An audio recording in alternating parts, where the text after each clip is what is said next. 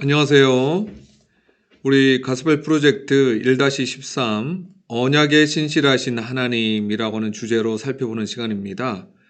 우리가 창세기 처음부터 하나님께서 어떻게 언약적 관점에서 복음의 주체와 중심이 되신 예수 그리스도를 드러내 보이시고 또 그 언약을 성취해 나가시는지 우리 족장들의 삶을 통해서 살펴보았는데, 오늘은 창세기를 마무리하는 시점에 요셉의 인생 가운데 하나님께서 어떻게 신실하시게 역사하셨는지 우리 한번 살펴보는 시간을 오늘 가지도록 하겠습니다. 제가 지금 보여드린 이 세 포스터는요, 복수를 주제로 하는 대표적인 영화 세 편을 뽑아봤습니다. 이 영화를 보신 분도 있고 안 보신 분도 있지만 우리가 즐겨보는 드라마나 영화, 소설, 심지어 우리가 어렸을 때 보았던 전래동화에도요, 이 복수에 대한 이야기가 많이 등장합니다. 그만큼 인간 심리 가운데 나에게 손해를 주고 나에게 뭔가 피해를 준 사람 그대로 갚아주고 싶어하는 이 복수라고 하는 심리가 인간 기저에 얼마나 큰 영향을 끼치는지, 우리가 이 복수에 관련된 영화나 소설과 또 책, 여러 가지 것들을 보면서 우리 감정이입을 할 수 있다는 것 자체가 인간의 본성 가운데 이 복수심이 내재되어 있다라고 하는 것을 우리가 알 수 있을 것입니다. 오늘 본문에 등장하는 중심인물인 요셉은 여기 등장하는 영화만큼이나 복수극을 펼칠 수 있는 모든 상황과 여건을 가질 수 있는 인물이라고 볼 수 있을 것입니다. 사실 요셉만큼 형들에 대한 복수와 원수 갖고 싶은 심정으로 수십 년간 칼을 갈 수 있었던 사람이 어디 있겠습니까? 그러나 놀랍게도 요셉의 인생은 용서와 또 사랑과 은혜와 언약의 성취와 또 하나님의 약속의 성취로 결론이 나죠. 복수할 수 있었던 상황인데 복수하지 않고 용서하고 사랑할 수 있었던 이유가 뭘까요? 바로 하나님 때문이겠죠. 요셉의 인생을 차근차근 살펴보면서 하나님의 은혜가 어떻게 역사해서 요셉이 용서의 사람, 화해의 사람, 언약의 성취자가 되었는지 한번 살펴보도록 하겠습니다. 오늘 성경 본문 창세기 41장, 45장, 50장 창세기 결론 부분을 다루고 있고요. 포인트를 세 가지 다룹니다.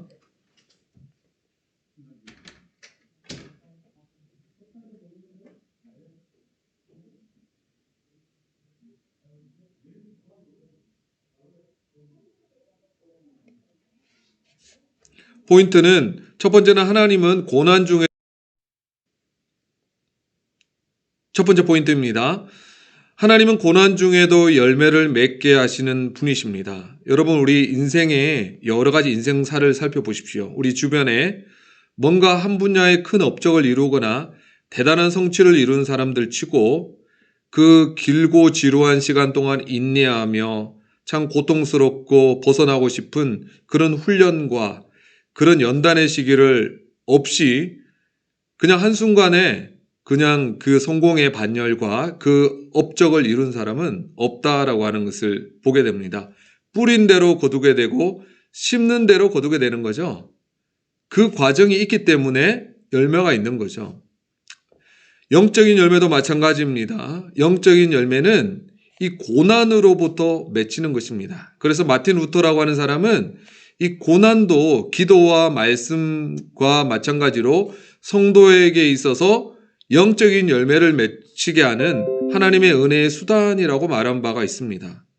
여러분, 우리가 평탄한 길을 걸어가기만 하고요, 내가 원하는 대로 모든 상황이 나에게 원하는 대로 다 이루어지기만 한다면 우리의 믿음이 깊어지지 못할 것입니다. 오히려 때로 내가 원치 않는 고난과 어려움과 시련을 통과하면서 우리의 믿음이 진짜 믿음임을 입증하는 거죠. 단단해지는 거죠.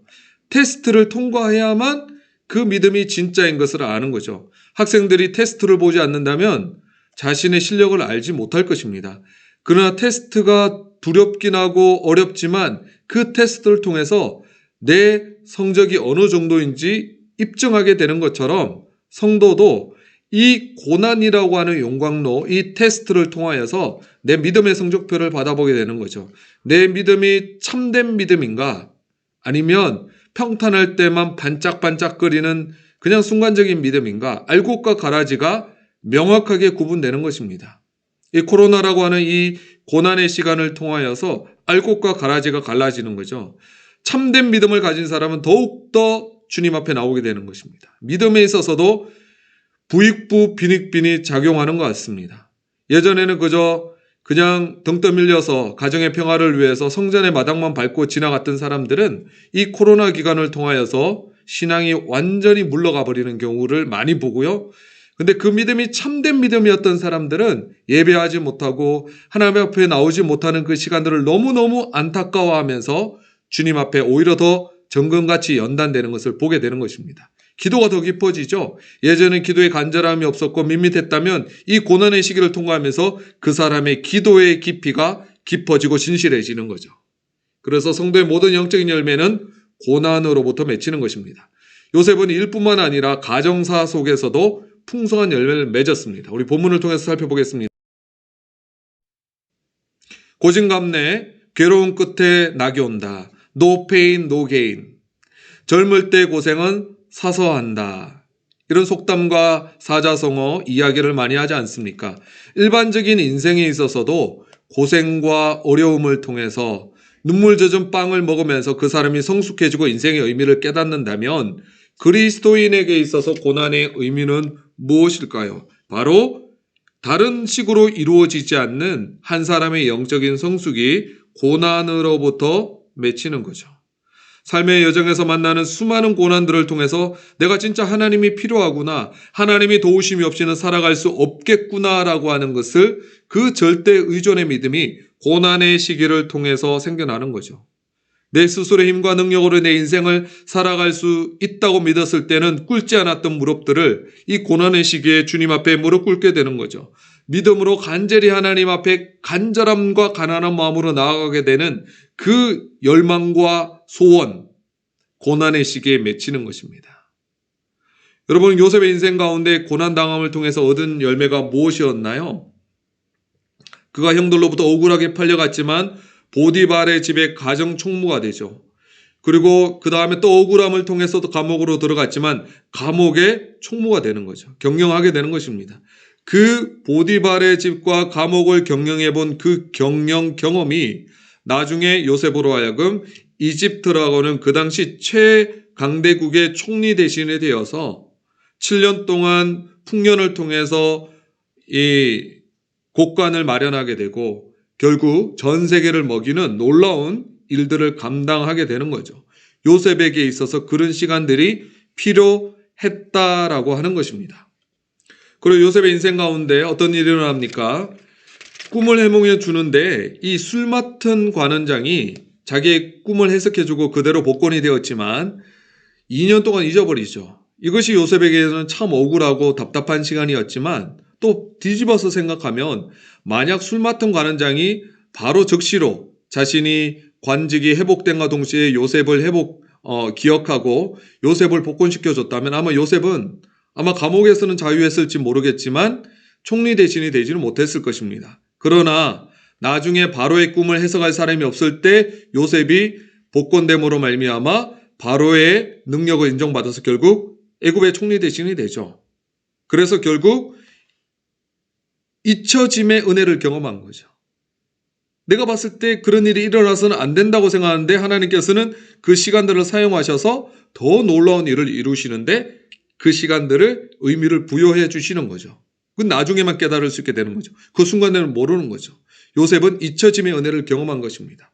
결국 또 언약의 성취라는 관점에서 본다면 요셉을 통해서 70명의 자신의 가족들이 애굽으로 내려오게 되고 결국 그 애굽을 통해서 400년 동안 노예 생활을 했지만 실상 그 시간이 어떤 시간이었습니까? 그 70명밖에 안 됐던 그 가족들이 그 출애굽할 때 보면 200만 명 이상 어떤 한 나라가 되고 민족이 되어서 나오지 않습니까? 어머니의 자궁처럼 그곳에서 10달 동안 잉태된 것처럼 그 노예 생활이라고 볼 수 있지만 그 시간을 통해서 하나님께서는 이스라엘 백성 민족을 이루게 되는 은혜의 역사를 이루어 주셨다라고 하는 거죠. 요셉이 자녀를 통해서 얻은 열매가 있습니다. 므낫세라고 하는 이름의 뜻은 하나님이 나의 모든 고난과 내 아버지의 온 집을 잊어버리게 하셨다. 요셉이 하나님과 함께함으로 보디발의 집에서부터 항상 형통했다는 이야기가 나오거든요. 하나님과 동행하고 하나님과 함께함으로 어떻게 요셉이 그 기간 동안 원망하지 않고 불평하지 않고 하나님과 함께할 수 있었을까요? 기억했던 것 같습니다. 바로 정조 할아버지 아브라함, 할아버지 이삭, 자기 아버지 야곱으로부터 하나님께서 어떻게 갈대아울에 있었던 아브라함을 찾아오셔서 언약을 맺어주셨고 그 언약을 성취하게 이루신 분이셨는지, 자기의 그 언약이 성취되어졌을 때 일어나는 일들이 하늘의 별들처럼 바닷가의 모래처럼 하나님 큰 민족을 이루게 하실 것이다 라고 하는 하나님의 언약의 말씀을 기억하면서 하나님과 동행했기 때문에 이 머나스를 하나님의 용서의 큰 그림을 보여주시죠. 그래서 여러분, 우리 인생은 길게 보아야 제대로 볼 수 있는 것입니다. 근거리에서 보면 안 보이는 것들이 길게 보면 보이는데 그 길게 보면서도 하나님의 관점에서 봐야 되는 거죠. 그러면 어떤 일을 합니까? 하나님은 악의 선을 위해 사용되고 용서가 구원으로 이루어지는 더 크고 더 좋은 계획, 내 생각과 내 계획보다도 하나님의 계획이 더 크구나. 내 생각으로는 용서하지 않아야 되지만 하나님의 입장에서는 용서할 수 있도록 나를 이끌어 주셨구나. 악을 선으로 바꾸셨구나. 이것들을 하나님의 빅픽처 안에서 보게 되는 거죠. 요셉이 형들을 용서할 수 있었던 이유가 하나님이 이 순간을 위해 자신을 먼저 애굽으로 보내셨다. 형들이 아니라 형들 뒤에 역사하시는, 형들은 자신의 탐욕과 질투 때문에 팔았는지 모르지만 그것도 하나님 사용하셔서 하나님이 나를 이 땅에 보내셨구나라고 하는 것을 요셉이 믿음으로 고백한 거죠. 요셉은 어떻게 형들을 용서할 수 있었을까요? 제가 계속해서 말씀드리고 있지만 보이지 않는 하나님의 손길, 섭리라고 부르는 것입니다. 사람의 눈에 안 보입니다. 그러나 요셉이 믿음의 눈을 떠서 아브라함 증조 할아버지부터 내려왔던 그 언약이 어떻게 이루어질지, 그 언약이 성취될지에 대해서 믿음으로 하나님과 동행하며 깨닫고 볼 수 있었던 믿음이 요셉에게 있었던 것입니다. 그래서 당장 현실을 보면 형들을 용서할 수 없고, 당장 현실을 보면 억울할 수밖에 없고, 당장 현실을 보면 너무너무 외롭고 고통스러운 그 어려운 시간들을 하나님과 동행함으로, 하나님의 보이지 않는 손길을 바라봄으로 믿음으로 통과했기 때문에 결국 형들을 사용하셔서 하나님의 더 큰 일들이 이루어졌다라고 하는 궁극적인 하나님의 손을 바라보았기 때문에 요셉은 형들을 용서할 수 있었던 것입니다. 그렇다면 우리가 왜 용서하지 못하는 걸까요? 우리에게 손해를 끼치고 우리를 힘들게 하고 우리를 아프게 했던 사람들을 그렇게 용서하기가 힘든 걸까요? 1만 달란트 빚진 죄에서 예수님으로부터 용서받았다라고 하는 것을 우리 잊어버리면 100데나리온이 너무나 크게 보이는 거죠. 그래서 우리가 얼마나 큰 죄인이었는지, 심각한 죄인이었는지, 용서받을 수 없는 죄인인데 그런 나 같은 죄인을 위해서 예수님이 흘려주신 보혈과 그분의 십자가의 보혈의 공로를 기억할 때 용서할 수 있는 것입니다. 그래서 여러분, 용서하지 못할 때 십자가로 돌아가시기 바랍니다. 내가 용서받지 못할 죄를 용서받은 죄인이구나. 이것들을 기억하면 용서할 수 있는 것입니다. 우리가 왜 고난 가운데 불평하고 원망하고 하나님 왜 나에게 이런 시련을 허락하시나요? 라고 하나님 앞에 그렇게 말씀드리는 걸까요? 하나님의 큰 그림을 보지 못하기 때문이죠. 6살짜리 꼬마에게는 자기에게 필요한 눈앞에 보이는 것이 전부이지만 인생을 많이 살아온 부모님 입장에서는 그 아이가 원하는 것이 아니라 그 아이에게 필요한 것을 주잖아요. 그래서 하나님은 내가 원하는 것이 아니라 때로는 우리에게 필요한 것을 줄 때가 있는 거죠. 근데 6살짜리 아이는 이해를 못하는 거죠. 달콤한 막대사탕을 줬으면 좋겠고 하루 종일 내가 원하는 놀이만 했으면 좋겠는데 엄마는 때로는 내가 원하지 않지만 내게 필요한 것을 주시거든요. 마찬가지입니다. 하나님의 큰 그림 속에서 내 고난을 본다면 이해될 수 있지만 큰 그림을 보지 못하면 우리는 불평할 수밖에 없는. 하나님은 선으로 악을 이기시는 분이십니다. 하나님은 용서하시는 분이시고요. 악으로 악을 갚지 아니하시고 선으로 악을 승리하시는 분이 바로 하나님이십니다. 요셉은 하나님의 공의, 하나님의 살아계심, 하나님이 정의로운 분이시다라고 하는 하나님의 선하심을 신뢰했고요. 자신이 하나님의 자리에 올라가지 않았습니다. 요셉이 형들에게 복수하지 않을 수 있었던 비결은 하나님이 불꽃 같은 눈으로 모든 상황을 감찰하시는 분이시다라고 하는 것을 보았습니다. 그리고 자신이 심판장, 재판장의 자리로 올라가지 않았습니다. 여러분 다윗도 마찬가지죠. 다윗이 얼마든지 자기를 죽이려고 하는 사울의 원수 갚을 수 있었던 몇 번의 절호의 찬스가 있었지만 나중에는 어떤 고백까지 합니까? 옷자락 뺀 것만으로도 양심의 가책을 느끼지 않습니까? 그는 하나님의 자리에 오르지 않았습니다. 자기가 심판장이 되어서 뭔가를 판결을 내리고 원수 갚으려고 하지 않았다라고 하는 거죠. 요셉의 유언, 자기 해골을 메고 나가라라고 하는 것의 이유가 뭘까요? 히브리서 11장 22절에 보면 믿음으로 요셉은 임종시에 이스라엘 자손들이 떠날 것을 말하고 또 자기 뼈를 위하여 명했다. 그러면 성경은 믿음장인 히브리서 11장에서 믿음으로 요셉은 오래 참고 참다가 총리 대신이 되었다라고 말하지 않습니다. 성경의 관심은 믿음으로 요셉이 이스라엘 자손들이 애굽에 영원히 머무는 것이 아니라 언젠가는 그들이 하나님이 약속하신 약속의 땅을 향하여 나갈 것을 말했고 또 자기 뼈도 그들이 나갈 때 같이 나갈 것을 명했다라고 하는 거죠. 언약적 관점에서. 하나님의 관점은 우리가 얼마나 성공하고 내가 원하는 삶을 살아가느냐 이것을 믿음으로 보지 않고요. 하나님의 관심은 오직 하나님의 약속이 어떻게 성취되는가. 한 사람이 얼마나 그 약속의 담지자가 되어서 약속을 붙들고 약속과 가까이의 약속을 성취에 기여하는가. 그것을 보고 믿음이라고 보는 거죠. 여러분의 인생도 마찬가지입니다. 내가 얼마나 성공하고 부유하고 내가 원하는 삶을 평탄하게 살아가는가. 사실 하나님의 관점에서 그것이 중요한 삶이 아니죠. 내가 고난당할 수 있고 때로는 비참하고 어려운 일을 겪을 수도 있지만 내가 하나님의 약속, 하나님의 말씀을 얼마나 내 삶 가운데 성취하고 살아가는가. 말씀과 가까이 살아가는가. 하나님의 뜻이 내 삶 가운데 어떻게 이루어지기를 기여하며 살아가는가. 이것이 하나님의 관심사라고 하는 거죠. 복음으로 내 삶의 고난을 바라본다는 것은 무슨 의미일까요? 자기 아들을 아끼지 아니하시고 나를 위해 내어주시니가 그 모든 것을 은사로 내어주신다라고 하는 하나님의 빅픽처, 복음적 관점에서 내 인생을 바라보면 내 삶에 닥치는 고난도 감사함으로 받을 수가 있다라고 하는 거죠. 이해되지 않고 납득이 안 돼도 하나님의 선하심을 의심하지 않고 하나님이 빅픽처, 큰 그림 안에서 하나님의 일을 이루어 나가고 계신 과정일 거야 믿어야지 주님 앞에 나갈 수 있는 것입니다. 이번 과에서 우리가 다룬 핵심적인 교리는 신실하신 하나님이십니다. 하나님은 약속을 지키시는 분이시죠. 하나님이 말씀하신 것은 반드시 이루십니다. 언제나 어디서나 하나님이 한번 약속하신 말씀은 이루어진다. 신실하신 하나님이시다. 결론입니다. 우리가 불의를 당할 수 있고 어려움을 당할 수 있고 고난을 당할 수 있지만 하나님의 계획이 내가 생각하는 것보다 더 낫다라고 하는 것을 믿고 신뢰할 수 있으면 용서할 수 있죠. 그리고 용서할 수 있는 길은 오직 예수 그리스도의 복음을 믿고 확신하는 데 있습니다.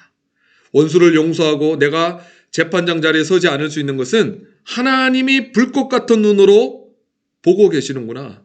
저 사람들을 내 손과 힘으로 복수하는 것이 아니라 언젠가는 저들이 하나님의 심판대 앞에 서게 될 것이고 하나님이 공의로 다스릴 것이다. 이것을 믿는 믿음으로 살아갈 때 원수를 용서할 수 있습니다. 나를 더 나은 제자의 삶을 만들어준 어려움들 나눠보시기 바랍니다. 그때는 그것이 너무나 어렵고 힘들었지만 그 과정을 통해서 내가 정금같이 내 믿음이 성숙했던 것들 나눠보시기 바랍니다.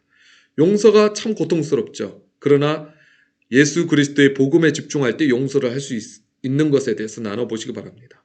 그래서 그 복음은 나의 삶에 일어난 일들을 복음적 관점에서 해석하게 되고 감사하게 되고 기쁨으로 인내하게 되는 이 일들을 한번 나눠보시기 바랍니다.